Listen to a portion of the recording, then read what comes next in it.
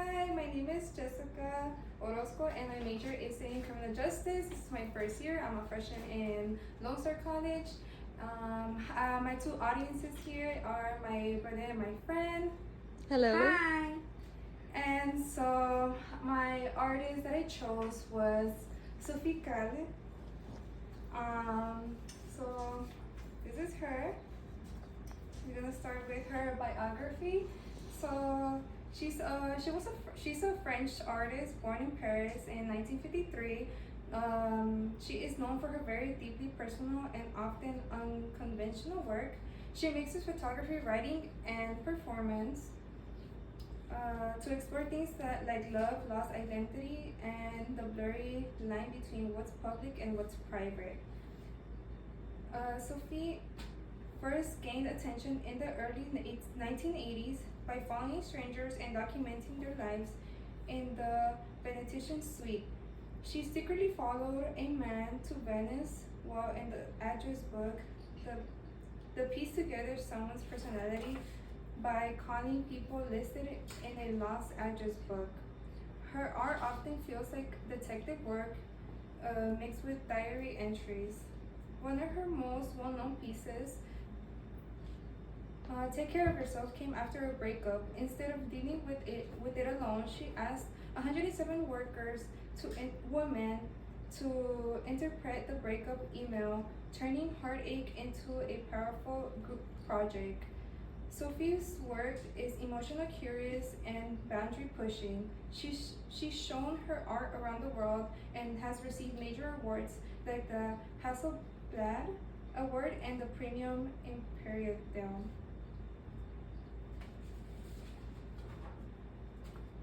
Okay, and then for my first slide is one of her artworks called The Sleepers.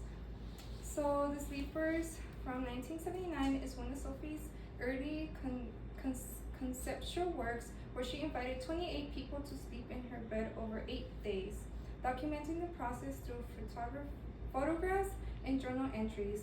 This work blurs the line between private and public, intimacy and observation. Sophie uses the elements of art to explore themes of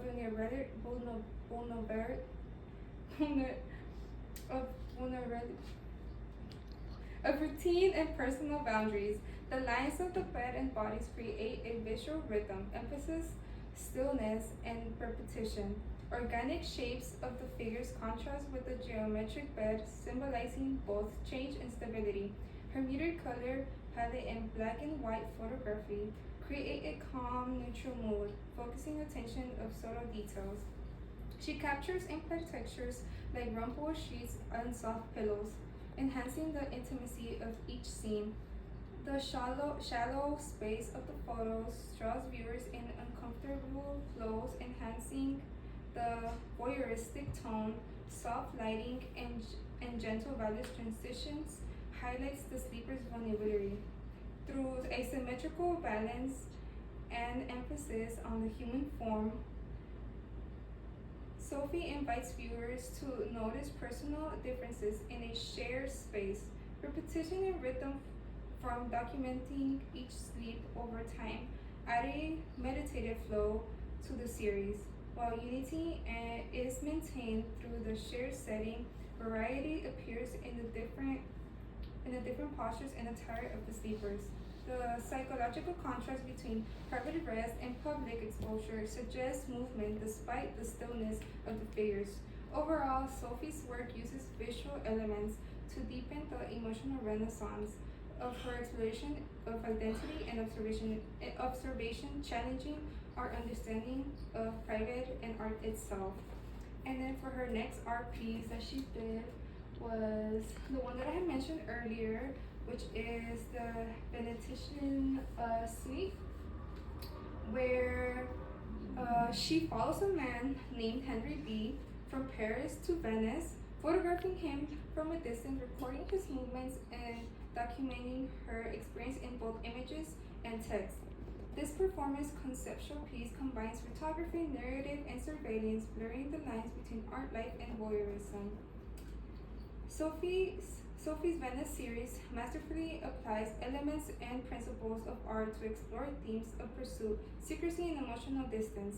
Implied lines formed by architecture and alleyways lead the viewer's eyes, mirroring Sophie's narrative of following Henry B.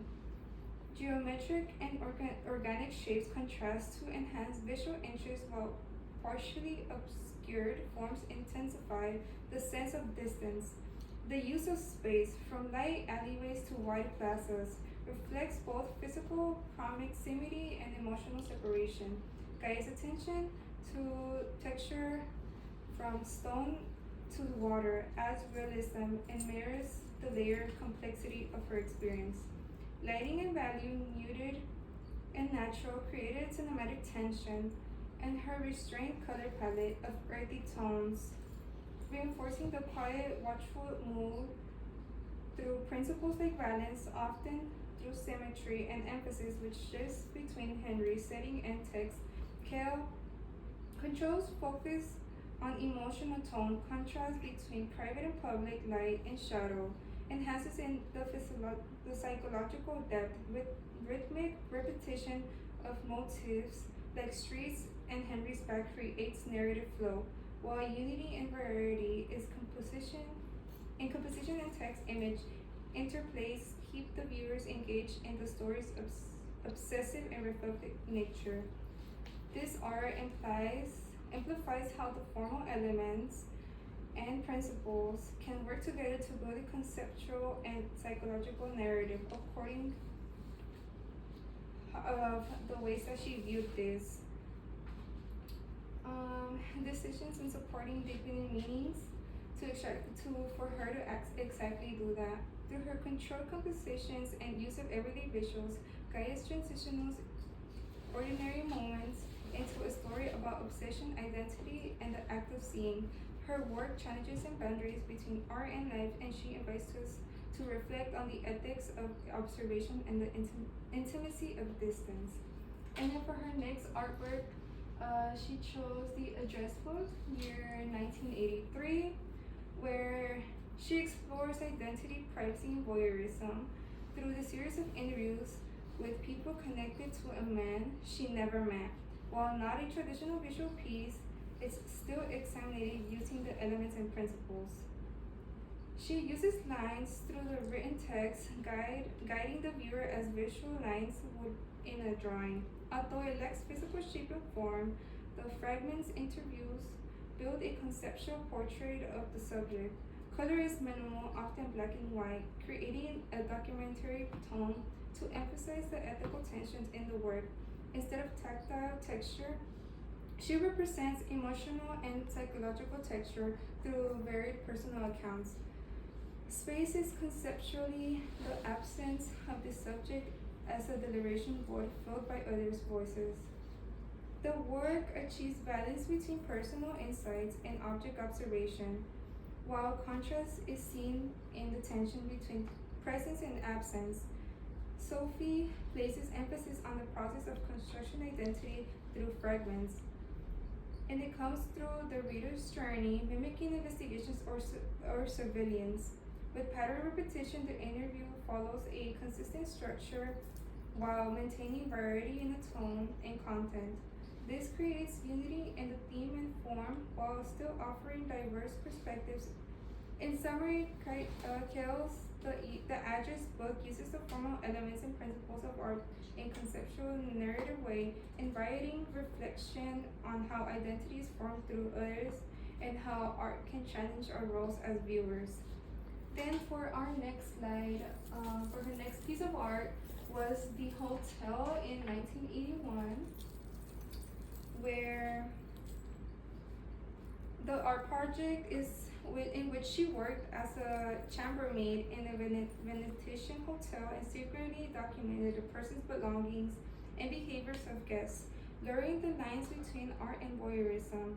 Through photographs and written notes, Calle uses the elements of art such as line, guiding the viewers through the work with the text and visuals, shape and form, and color. The work creates psychological texture instead of tactile texture, Heightening the emotional impact of her observations, Calle manipulates space by focusing on the private realm of hotel rooms and uses value to convey varying emotional depth in the story behind each room.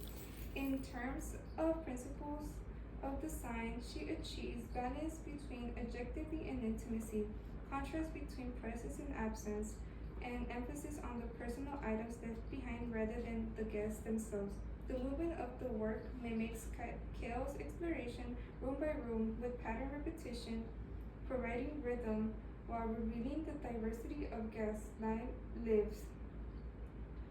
Finally, the series maintains unity through its central theme of privacy and voyeurism, while offering variety in the different instincts gained from each room.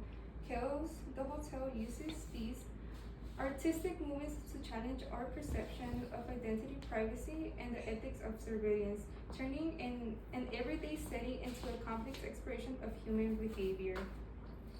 Then, after that, we have The Blind, year 1986 to 1989. So this is a conceptual work that explores themes of sight, perception, and intimacy, focusing on her interactions with the blind man. Sophie uses lines to photograph and text, creating a narrative that directs the viewer's attention to emotional and conceptual layers. Shape and form are seen in the photographs of the man's face, body through the blindness becomes the focal point, symbolizing the absence of sight. The color is muted, reflecting a contemplative mood and avoids distractions from the piece's deeper themes. While there is no tactile texture, the psychological texture emerges from the vulnerability and emotional depth of the interactions. Calle manipulates space by using blindness as a figurative space, prompting the viewers to consider how perception affects humans and interactions. While value is subtle visually but conceptually refers to the emotional depth of each interaction.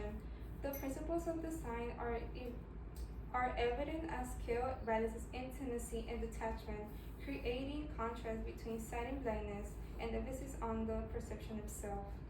The movement of the work progresses through photographs and text, guiding the viewers through movement that challenge their understanding of sight. In this, the use of text and images create a rhythm that highlights the routine nature of human relationships, while the work's unity comes from its consistent exploration of perception, with variety found in the shifts in emotional and intellectual meaning throughout. The Blind questions how we perceive and understand others, especially when one's sense sight is absent, and challenges viewers to reflect on the emotional intellectual spaces that exist between people. And then for our next artwork that she's done is Exquisite Pain from 1984 to 2003. It's a work that explores themes of love, loss, and emotional vulnerability.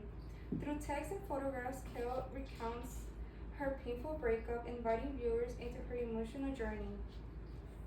The line in the work is evident in the text, which guides the viewer through her experience, while shape and form are conveyed through the intimate photos of her surroundings, reflecting her internal state. The color is muted, creating a somber mood, while texture is psychological, with the emotional depth of the breakup felt through the images and text. Space is used to evoke a sense of isolation, and value contrast light and dark to emphasize the emotional highs and lows of experience. In terms of design principles, Calle achieves balance by her private sorrow with public expression, creating contrast between intimacy and vulnerability. The emphasis is on emotional vulnerability, and the movement is the work guides the viewer through her emotional transformation. Repetition in the image reflects the cyclical nature of grief, and the work maintains unity in the explorations of loss while offering variety in the different ways of Calle's captures her emotional journeys. Calle's exquisite pain uses art to transform personal pain into a shared experience, inviting viewers to reflect on their own experiences of grief and healing. Next, for her next piece of art, um, it's called Take Care of Yourself in the year 2007, which was with her breakup that happened, and wanted her other women to read the basically the email that the ex-boyfriend sent to her, and see um, how they perceive that message. And it explored themes of reflection and emotional distance through her response to a breakup letter. Calle invites different women, including a logistics lawyer and psychiatrist, to interpret the letter in their own way. The line in the work is formed through the arrangement of text and photographs that guide the viewers through the emotional response. Shape and form are represented in the diverse interpretations of the woman, and color helps to set the somber tone, reflecting the emotional complexity. The texture is psychological, as the varied reactions range from analytical to emotional, while space emphasizes how each woman engages with the letter. Value is expressed through light and dark contrast in the images. The principles of design are evident as Calle achieves balance by presenting diverse emotional response, creates contrast between personal and professional perspectives, and emphasizes the subjectivity of interpreting personal experiences. Movement is guided by the progression of responses, and repetition in the structure reflects the cyclical nature of emotional processing. The work maintains unity through the exploration of emotional pain, while offering variety in how the breakup is analyzed.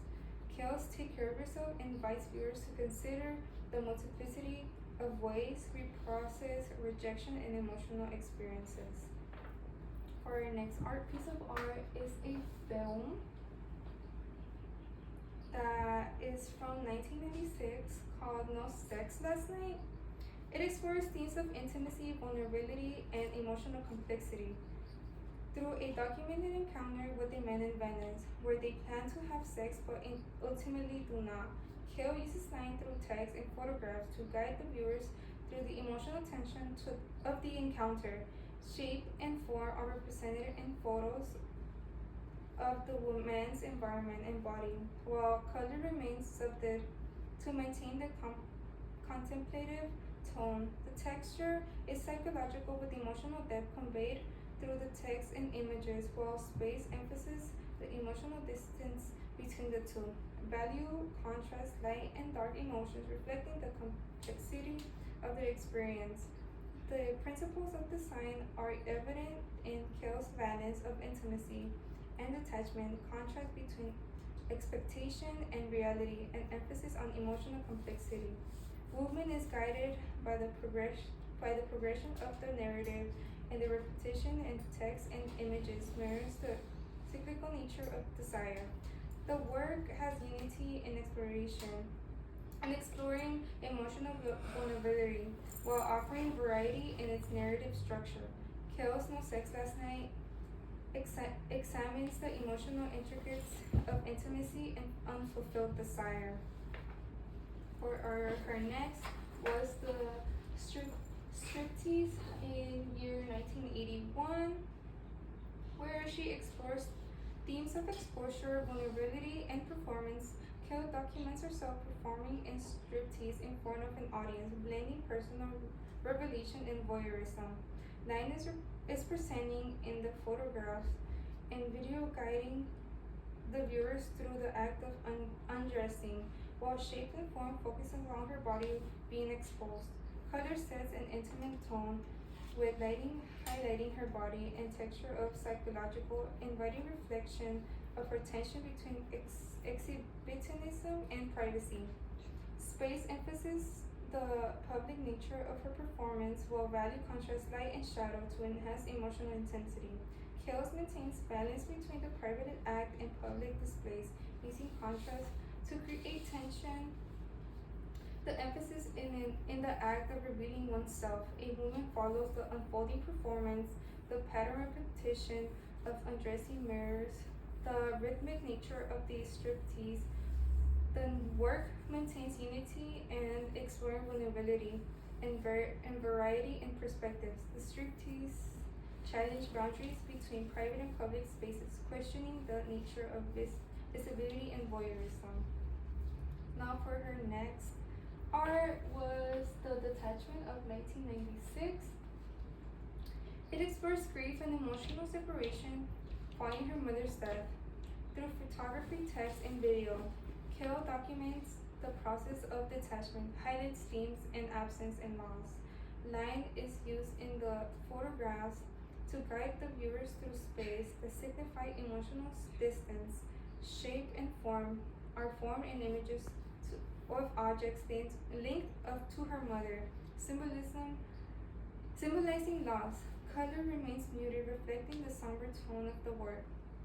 Texture is psychological with emotional depth, conveys through the representation of absence.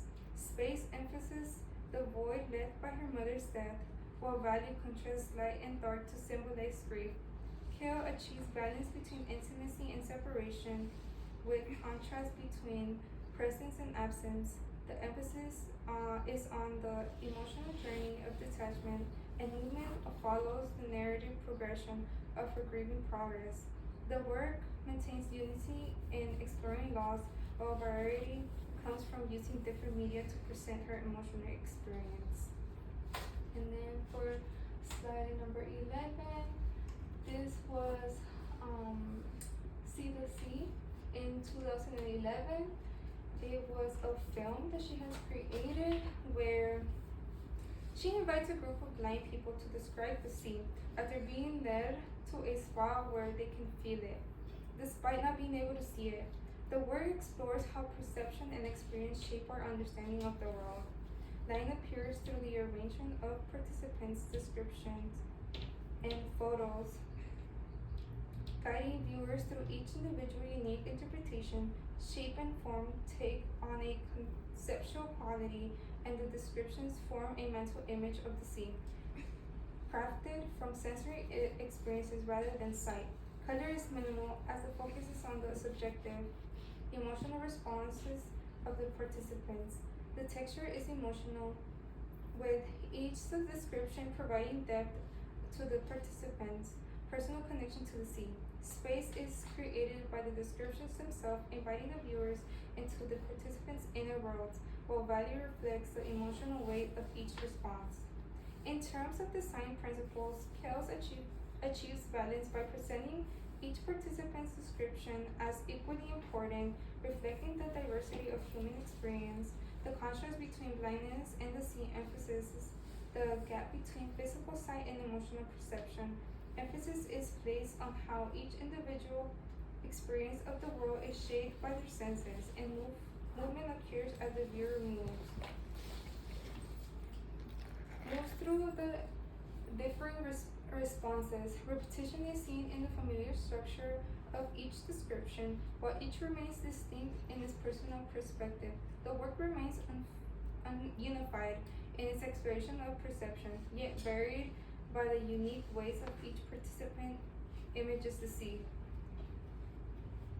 It challenges the idea that vision is the most important way of experiencing the world, showing how sensory and emotional experiences are just as powerful.